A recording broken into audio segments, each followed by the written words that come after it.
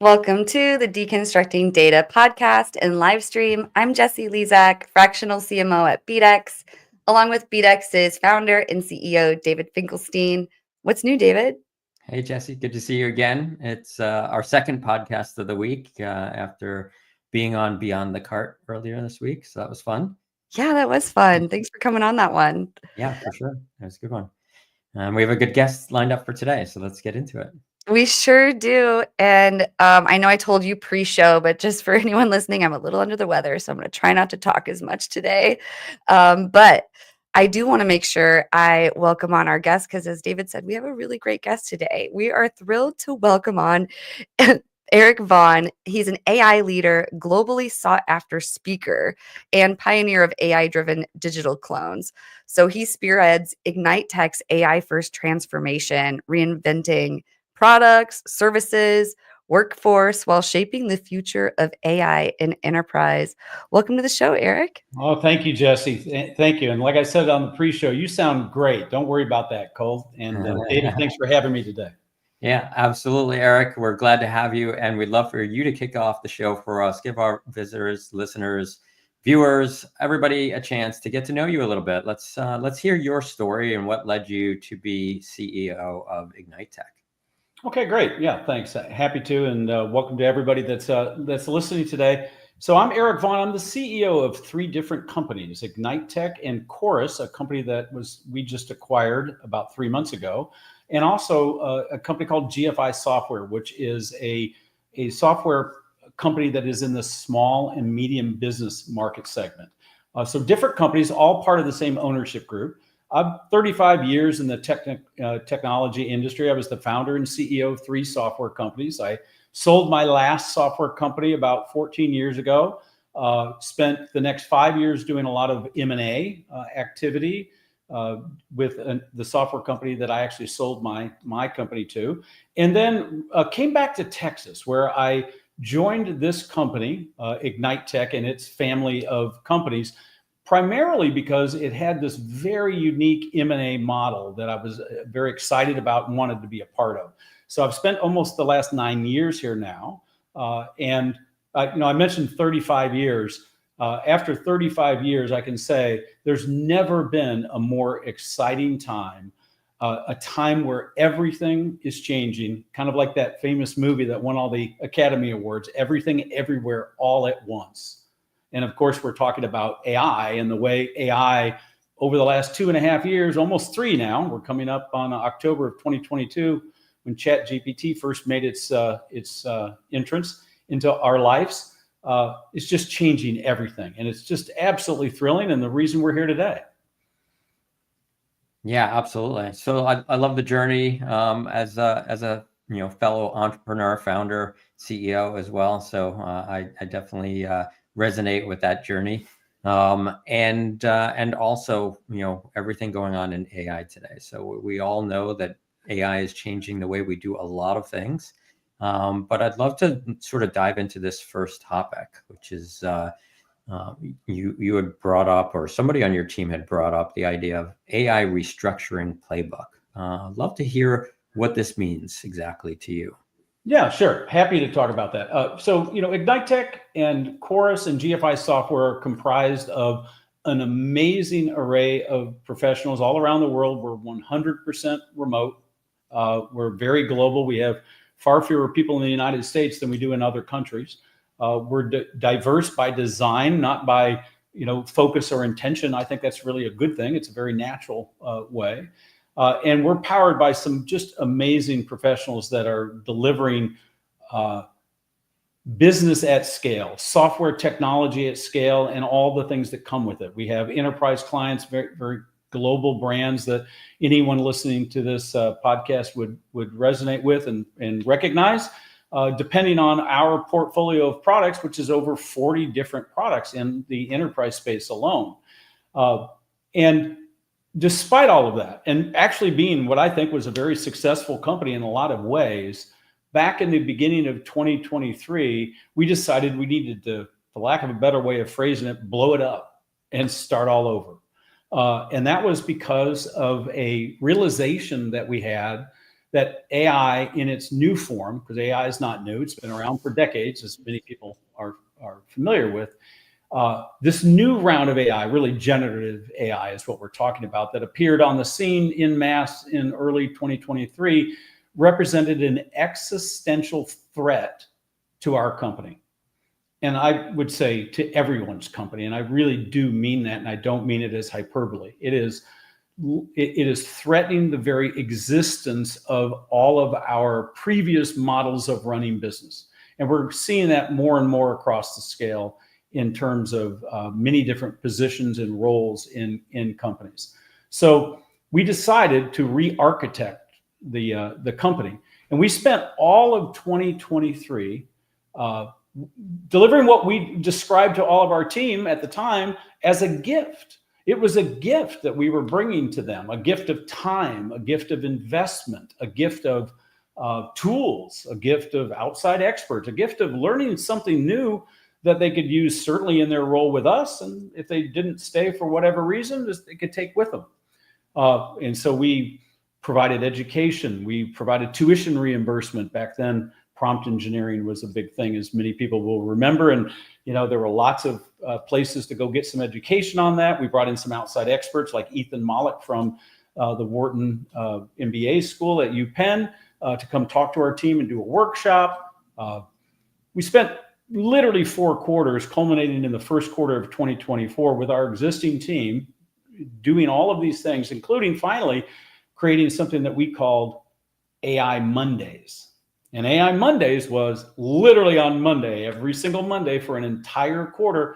No one was allowed to work on anything unless it was a customer fire, of course, customer outage, customer issue that needed attention right then and there. Everything else, all the rest of the time had to be spent on learning AI, practicing AI, working on projects that had been spun up inside the company. So that was 20% of our payroll for that entire quarter. It was an enormous investment. So that was the first round of architecting. There was a second round. Yeah. Well, maybe before we get into the second round, I wanted to mention the comments coming in on LinkedIn are not showing up here in StreamYard, so I can't put them on the screen. But we do have a couple so far from AP. He's just saying, oh, wow, how is AI showing to be an existential threat to the way business is done? Well, existential in that competitors in every single industry across are going to adapt and adopt these tools and these techniques to accelerate things to a level we've never been able to accomplish before. Just take one example, and there's many. In software development, we can now design, prototype, model, build, and deliver software in days and weeks. Quality, enterprise-grade software that customers can use and depend on in days and weeks, not months, quarters, and years. Yeah. That's never been true before. And the software developers of today are wielding these AI tools like a ninja belt. I mean, they pull out an LLM and Cursor and Claude Code and all of these things. They're writing in languages that they don't know, which is like, these are statements you've never been able to say. So it's existential in that if you aren't doing that, if your company isn't doing that in a grand scale, your competitors are. And you'll know when they show up, they'll start taking your customers because they're delivering features quicker, or they're delivering faster service, or a reduced cost because of the efficiency. All of these things represent an existential threat. And I believe it's way beyond business. I believe it's every profession. Doctors, attorneys. I think in the very near future, we will only be looking for people that are AI enabled, AI enabled doctors, AI enabled lawyers, right? So, and certainly marketers. And certainly marketers, yes. I agree 100% with what you've done. It's important to empower your team to understand how to leverage AI to improve their own performance. If they're not doing it, to your point, then they're going to be left behind, and you're going to be left behind as a company if you're not doing it, and as an individual, you get left behind by those that are. And so that's extremely important. I love what you've said that you've done in stage 1. What was stage 2? Stage two was the realization that not everybody came along. We thought most people would appreciate the gift and see it for what it was, but we learned a lot that culturally, first of all, it was very much a culture change. It was not just a technical change by any means. And we had the full gamut of response, from outright resistance and defiance, like literally, I won't do that. Those people had to leave. I mean, you can't have people that say, I understand that we're no longer making horses and carriages and we're now building automobiles. I am going to keep building, carriages for the horses, right? Right. That's not going to work. We're not in that business anymore. You got to come along, right? So that was the first. The second was, I tried to use it. I just, it didn't really work for me. You really can't do what I wanted to do. Or my classic, you mentioned marketing, right? My classic was, I asked it to write an article and it didn't sound anything like me. My response was, how was it supposed to know you? Did you give it like your last 25 articles that you wrote, or how did you give it knowledge so it could sound like it? No, I just said, make it sound like me. I'm a professional. And it doesn't work like that, right? They didn't do the work, right? So you've got people that don't really try, and that, they're now, not at the same level as everybody else in the company who are trying. And then finally, we had people that literally subverted the company in the effort and tried to sabotage it because they didn't agree with it fundamentally. I understood the people aspect of it very much. I literally had to say goodbye to people that worked with us for literally years, 5, 6, 7 years, who otherwise had done a fantastic job for the company, were outstanding in every way, but were either refused or wouldn't or couldn't do this new way of, bringing their tasks forward using AI. And so ultimately that meant we ended up having to transition 80% of our entire global team across all domains: marketing, sales, finance, technical, all our teams. Surprisingly, the technical teams were the slowest adopters. I say it was surprising to me. I've talked to people since who say, well, that doesn't surprise me, but it absolutely surprised me that technical people didn't grab at that and say, oh my God, fantastic tools to accelerate my software development. And instead it hasn't worked inside that product for the last 15 years. It doesn't know it like I do. Yeah. Those kinds of things. So that transition, after a year of investment, and I've always said my conscience is clear. We made every possible, and we removed every excuse there could be. We gave time, we gave money, we gave support, we gave, inspiration, we gave cash prizes for the best ideas. We did all kinds of things. At the end of the day, it's that old adage, there's the water, there's the horse. The horse is like, yeah, I'm not drinking. Yeah, I'm out on the drinking. It's like, okay, I got you. So that was 2024. And in 2024, then we started hiring globally new positions, all of them prefaced with the words AI innovation specialist. So every domain, AI innovation specialist marketing, AI innovation specialist finance, AI innovation specialist software engineer. And we were not looking for people that were AI curious. We were looking for people they didn't have to be experts either, but they had to bring some level of knowledge, interest, and more important than anything, belief that it would absolutely fundamentally change or could fundamentally change what it was they were trying to do. And we went on a hiring spree because we didn't reduce our workforce by 80%. We transitioned to this AI innovation team through 2024. And that was phase 2. I love that. Yeah, that's awesome.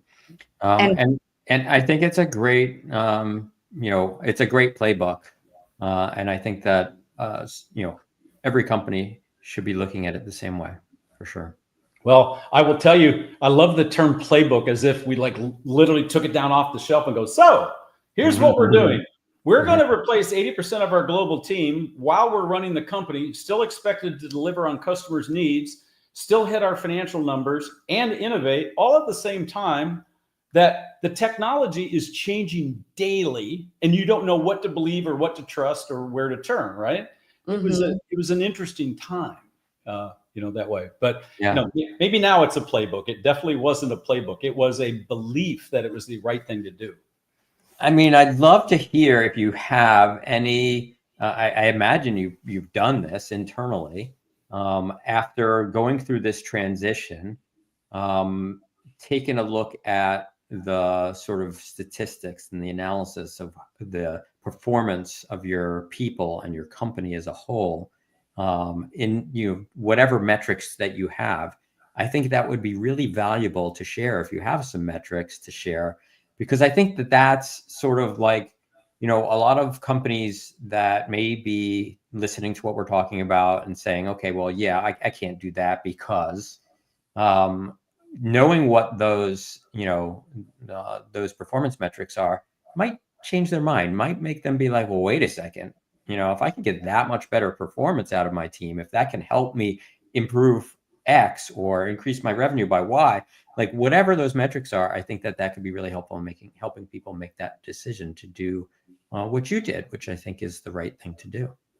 Well, I think the reason to do it is existential. I do believe the following statement: if you think you're behind right now, that's great. That's what you should think. If you don't think you're behind and you're waiting to see what happened, I think you're doomed. I just absolutely think that's true. A lot of people certainly quote various statistics citing efficiencies, things like our technical support system, which, listen, we're in new adopter phase. We have people that tell us how much they don't like interacting with AI at all.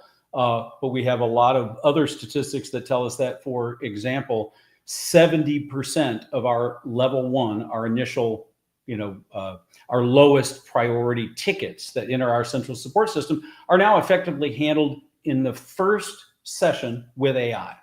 And at the end of the day, most customers are looking for an answer.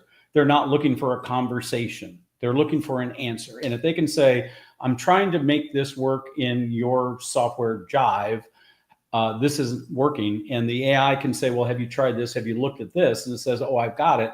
Great, thanks. And that took 3 minutes. They're happy. So that is a real statistic. 70% of our level one support tickets are now being answered by AI, and our customer satisfaction level, or CSAT as it's mentioned, is at an all-time high.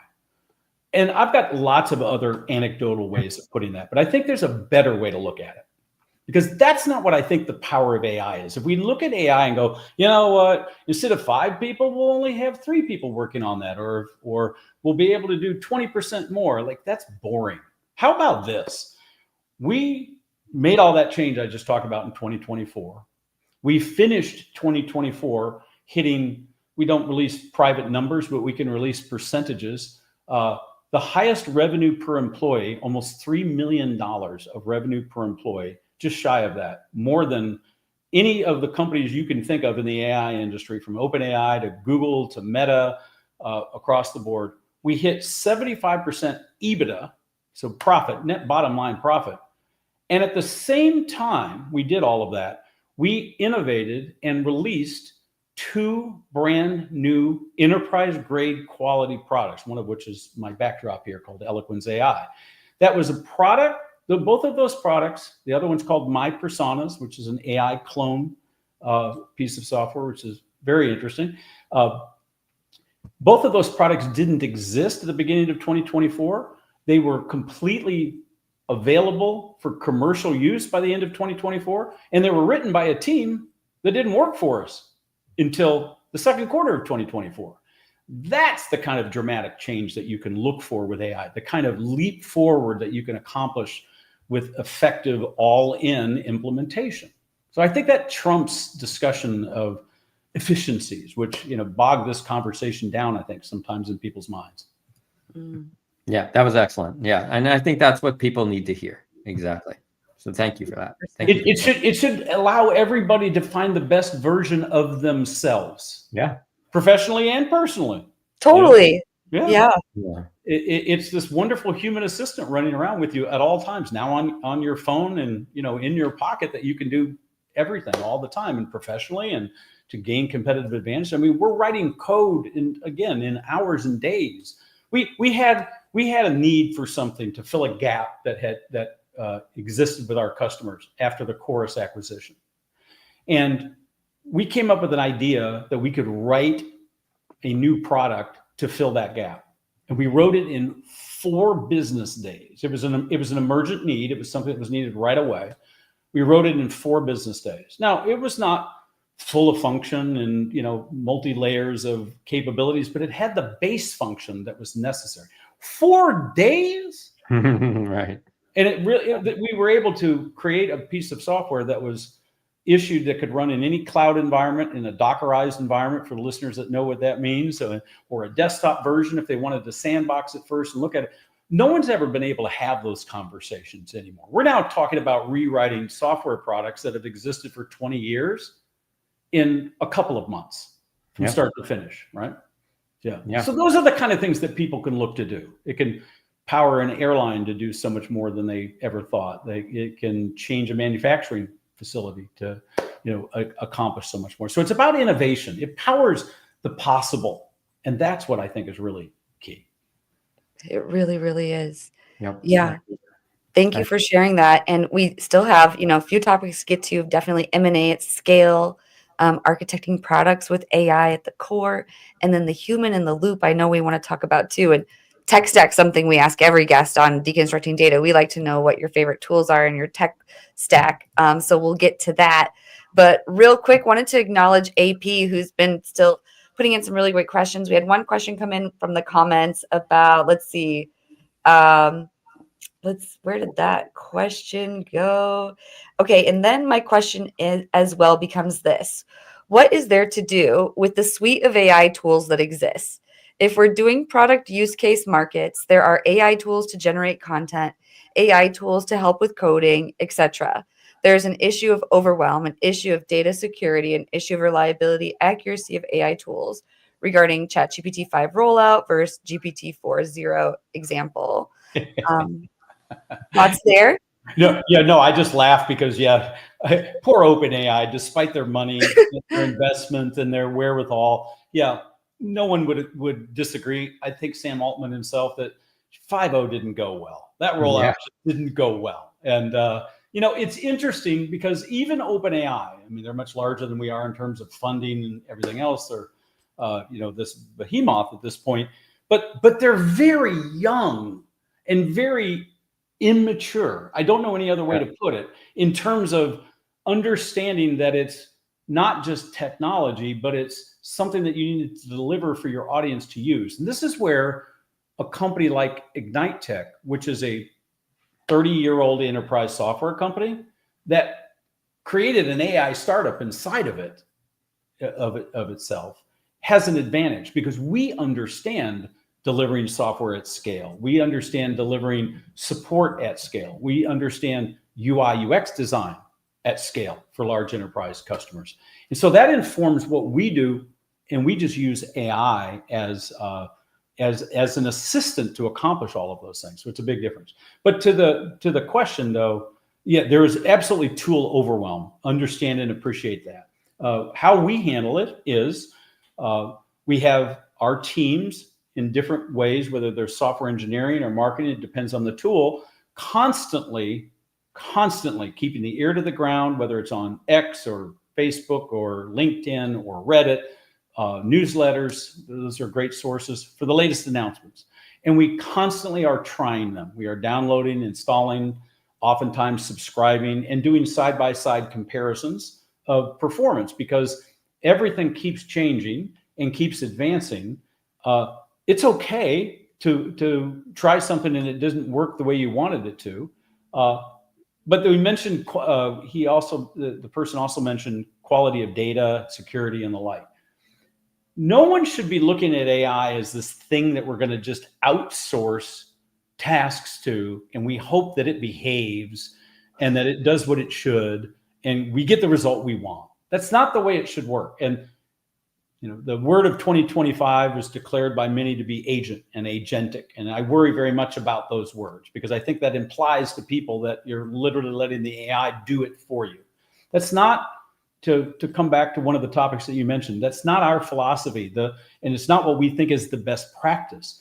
Human in the loop in all ways, whether you're using AI internally as a tool and you verify and check its results exactly the same way you would your team, where you would QA their results. I mean, we don't have software companies that write software and just release it without doing QA and testing by a different group, right? That's good practice. You don't let a coder test his own code.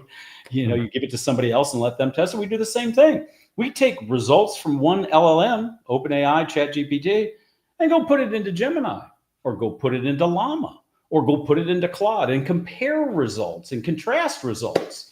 And sometimes, as my wife will say, I argue with the AI. I'm like, you're wrong. You've got this wrong. You know, defend yourself, AI. Why? What are you doing telling me this when you should know it's wrong? Oh, I'm very sorry. Well, that's great that you're sorry, but that doesn't help me at all. Do you not understand how important it is for you right now not to tell people that you're right unless you're sure? And that concept, by the way, is called grounding, right? Grounding is when the AI can confirm that it's correct. And it's really a measurement.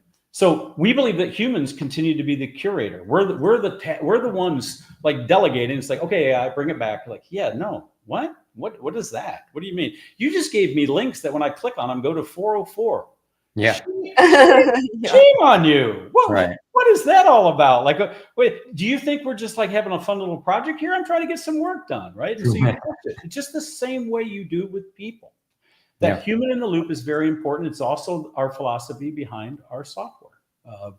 Our software products, both Eloquens and My Personas, are two sides of a similar coin in that they are handling communications with other people in different ways. Eloquens is through email, where you actually interact with an email persona. It's got a name, it's got a personality. And in many cases, most cases, the customers or users have no idea they're interacting with AI. And in fact, we literally had a customer that then said, can we set up a meeting? And we set up the meeting. And when it found that the email persona was not on the meeting, they were upset. They said, wait a minute, Stella knows all about what we've been talking about. And internally, somebody came to me and said, what do we do about that? Like, we don't know. I said, let's go ask AI. Let's go tell it. Do we tell it that, oh, Stella doesn't exist? She was AI. AI's advice was, no, go ahead and book the call and explain it when you're on the call, right?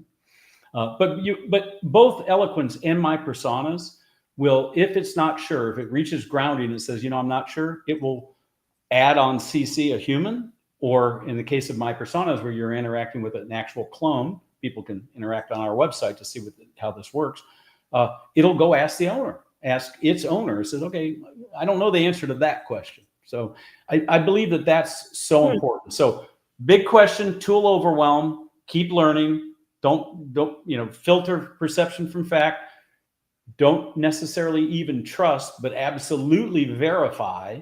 But believe that, if you can get it to work for you, what you'll be able to accomplish is light years ahead of what you could without it. Amazing. I'd never heard of grounding, so I just learned something new. So thank you for that. So interesting. And it makes me wonder if OpenAI has a human in the loop problem, because to launch GPT-5 as they did, it's almost like maybe they have it test itself. Who knows? Yeah. Part of the problem with 5 in particular was the hype behind it. I mean, for a year we heard about it, and it was, was it going to approach AGI, for heaven's sakes? That was, early conversations, and it's like it didn't even write as well. Like AGI, oh my gosh. Yeah. Well, let's transition a little bit into M&A at scale and integration with AI. Can you talk to us about that? I mentioned just because of its technology and the people that had built it. Really had brought this software to market, and is trusted by global brands all over the world. And we had to use AI in order to manage that process. We would not have been able to manage the size. This was a large 9-digit revenue company. We would not have been able to manage that without deploying advanced AI. Let me just give you a start. There were 650 people when we first arrived. And we needed to meet with every one of them. That's our policy. We meet with everybody one-on-one within the span of about 2 weeks was our goal. We wrote a tool up front that went out and provided an AI interview with those people. Now, that was helpful to ask certain questions and create a bit of a profile so that when people had these one-on-one calls, they already had like data that they could rely on to understand and didn't have to ask the normal questions. Without that, it's like, what do you do and how long have you been here? And, what's your primary role? And, who else do you work with and who do you report to? Like all of that was provided in a dossier from completing this simple AI interview. Secondly, we deployed Eloquence to answer questions from the outside world that wanted to ask questions. What does this mean? What's the roadmap look like? What are your intentions? What are you doing with this product? It runs the gamut. We deployed Eloquence to answer those questions that came in. And so, the way I look at AI, and I wish everybody would look at it, is, again, it frees you up to do your best work. Instead of being focused on a lot of rote tasks that are not unimportant, they're necessary, but they're rote nonetheless. If you can get help doing that, so you could focus on the critical thinking, the more important, kind of big rock changes that you're making in this, then you can buy a company the size of Chorus and integrate it in the first 90 days, which we've essentially done, meaning we've already taken full responsibility for the operation of the platform, online, the development of the platform and engineering, the full technical support, the full customer engagement. We did that in 90 days. It's just not possible 4 years ago. It's not possible. And, it wasn't perfect. And I know we made mistakes along the way, and we're the first to admit that, but we never would have been able to accomplish that without that. So it's going to power and accelerate M&A for those that use it. So there you go again, another industry. Private equity, beware. If you're not practicing this, in your acquisition and integration model, we're coming for you. Yeah. That's amazing. I mean, the idea that you could onboard 650 people in that time period is just, to your point, something you never could have done without AI. So that's really amazing. And it was transition in many cases, right? Because we Ignite Tech doesn't run at that kind of size. I mean, we're a revenue per employee base, the way we work. So we had to make changes there too. And that sparked, of course, a lot of questions. In many cases, we had to make changes in the org. And we used AI to handle those kind of situations too. Always in an empathetic, thoughtful way. Yes, it was AI. And some people disagree. Some people say, you've disembodied yourself from this. Now, humans were in the loop on every one of the emails. They saw every one of the HR emails that came in. They just didn't have to author them word for word. Mm-hmm. And because when humans do that job word for word, we've all seen it. It starts out with the best intentions, and the first couple of emails are really thoughtful and empathetic. And pretty soon, everybody gets worn down over the same messages. What happens to my 401k? What happens to my 401k? And you start writing these super short emails. 401k will transition, right? Eloquence never got tired. It's like, I understand your question. It's a very good question. Here's exactly the way that's going to work. And oh, by the way, both Eloquence and my personas speak 160 languages. So for our global team, they could just switch in the email or in the conversation and talk in whatever natural language they want, right? None of these things are possible without AI. Yeah. Amazing. That's awesome. It really is.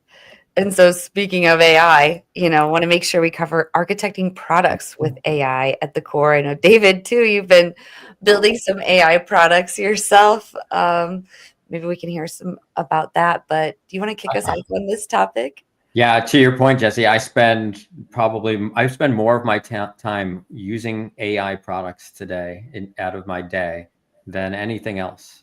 And so like that has completely turned my day upside down. So, yeah. Well, in the world of architecting products, I'd give some really quick advice. Don't marry yourself to any platform. Don't marry yourself to any technology. Make it very modular. Don't tie your software development to an LLM. Make it so you can switch it out. You're going to want to switch it out multiple times. Always design the software in a way that you can just kind of plug and play as you're testing. And in some cases, you'll find different use cases and the like. I think that's really, really important. It's the code creation that's even more fascinating. If anybody listening is in the software business or has any kind of software development in their world, and they aren't using these tools, you're just, it's like when the power screwdriver was probably first invented, and you had carpenters going, there's no substitute for taking that manual screwdriver and feeling the screw. Like, no, man. Yeah. Like, I've already built the house. You're still on the first wall. Like, it's done, right? It's very much the same with code creation now. It's just off the charts. And here's the other thing. Lots of people who are not coders are writing code. Mm-hmm. Now, there's good and bad. It's good in that they can quickly spin up like prototypes and show people things, maybe even run their own utility. If they aren't software architects, software designers, and don't understand software design, you're going to end up with immature products that you probably don't want to take to market necessarily. And that's where I was talking about the contrast between an enterprise software company and AI startups that are out there right now. So yeah, it's an exciting time. To your point in being able to swap out LLMs, one of my favorite tools is OpenRouter, because OpenRouter makes it so easy to do that. You just configure for OpenRouter, and then you tell it which LLM you want to use, and you can switch them up on the fly. So that's been one of the best tools that we. Yeah, MCP of course has changed the game in the last 6 months. Anthropic's 6 months plus, and Anthropic's model context protocol is basically just a way of taking data in all its disparate formats that exists out there and making it AI friendly, so you can reference it. It's, instead of writing discrete interfaces for each one, you just use MCP, and suddenly AI can read everything. I mean, that's amazing. We've got all this data. So I've heard Anthropic, I heard OpenRouter. I think we should transition into tech stack. We jumped into tech stack. So this is something we've asked every guest who's come on Deconstructing Data, and this is our 175th episode. So wow. Our 175th time asking. Congratulations, that's staying power. And that's all in the last month, right? Yeah. All AI driven. Yeah, that's a good 3 years worth. So wow, that's great. Congrats. That's awesome. Thank you. Yeah. I mean, this is the one thing that AI can't replicate yet, right? Are the conversations between humans like this. We can't do it with deep fakes just yet. What right? about Notebook LM? That's what it pretended to do, right? Google's Notebook LM, the two podcast hosts that went back and forth. Oh yeah. Everybody was so excited about it when it came out. Like first 2 weeks, it was like, have you heard this? It's like, I've heard it. It is cool. And then yeah, but it's very topical. It doesn't ever dive deep and kind of misses the point in a lot of cases. So still need humans. See, and live streaming, at least, like we had the conversation with AP from the comments. So, he knows we're human. We're like real people here. Are you? Anyway, Prove it. I know, actually I am a robot. Someday you may need a way to prove that. Yeah, exactly. We do need to figure out a way to prove that. Yeah, no, I mean, think about voice authentication that's been used for the last several years, like with financial institutions, right? They do voice print match to know that it's you. They'll ask you things like, what's your address, to verify when you call in. Well, with AI replication of audio, that's out the window anymore. Can't be done. You can absolutely voice print match people's voice now. So they have to throw that out for authentication. Yep. That's interesting. So your question is about tech stack. Yes. What are your favorite tools that empower you and your team? Well, certainly, as we're talking about it, first of all, we're very much an AWS shop. We focus most of all of our development on Amazon Web Services, but any cloud provider, is can substitute in that conversation. But in the world of AI, again, you need to be agnostic as to tools. You need to be agnostic as to LLMs. Certainly, in our daily use, OpenAI, Claude from Anthropic, Claude's ChatGPT competitor. Llama, we use Mistral, the French LLM as well. It's based on use case, what it's good at, right? We find Claude is better for writing than OpenAI, certainly better than ChatGPT 5.0, that's for sure. We find Google to be exceptional at code on its own. We find it to be far better than ChatGPT. These are just some of our findings. But the whole tech stack thing should be this rich, evolving collection of what's changing now. And the best advice is to keep listening and monitoring to the latest announcements of what's changing. That doesn't mean that you necessarily need to go that way, but you should look at it and evaluate it and pay attention to the signals, right? And see. So, LLMs in their form, greatest advice for tech stack is to buy all the pro versions you can afford, whether it's you individually funding it or your company. There's just no reason to handicap people with, let's get the free version and see how it does. Like, it's just, we're not talking about serious money here, right? So at this point, you want to see the best of what everybody has to offer so you can push it to its limit and see, where it stands. That only seems to make sense. So yeah, in code, Cursor certainly continues to be a favorite over and over again. Claude Code, we've got a lot of people running Claude Code to Cursor comparisons, and still keep coming back to Cursor. Cursor's done a great job, a little bit of lightning in the bottle here. In the early days, what did they scale to? I think $100 million of revenue with 15 people. Yeah. Wow. In a year, $100 million of revenue with 15 people in a year. Again, statements you could never make 4 years ago, right? Yep. So yeah. Wow.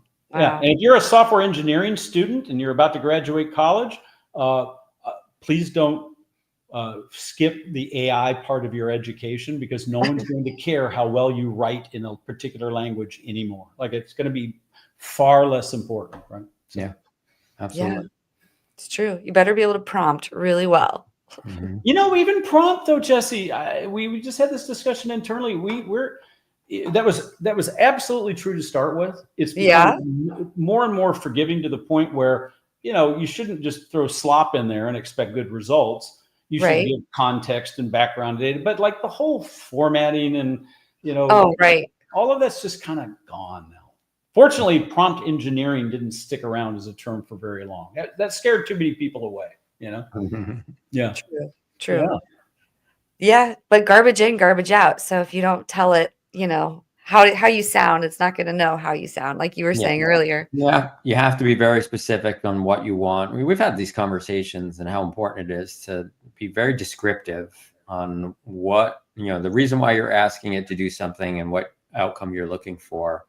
And to your point, if you're trying to have it write something that's in your voice, then you have to give it your voice. So But one of the problems with AI that everybody that has worked with it understands is, for whatever reason, and according to the researchers, OpenAI and others, they don't really know why, but it insists on being assertive that it's correct.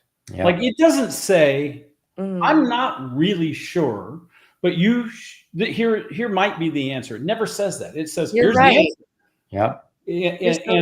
And then you can say, you have to challenge it. You have to challenge it. But that's the problem. It tricks you. It's like, here's the absolute way to do it. And I said, well, that would be true if I were running that 4-year-old release of software. So could you try again? Oh, you're absolutely right. My apologies. Like, well, how many times do I have to do this? So that's a little bit of the trick with garbage in, garbage out. You feed it garbage in, it still says, it never says, are you kidding me? You expect me to give you a decent answer with the slop you just fed me? Right. We need that.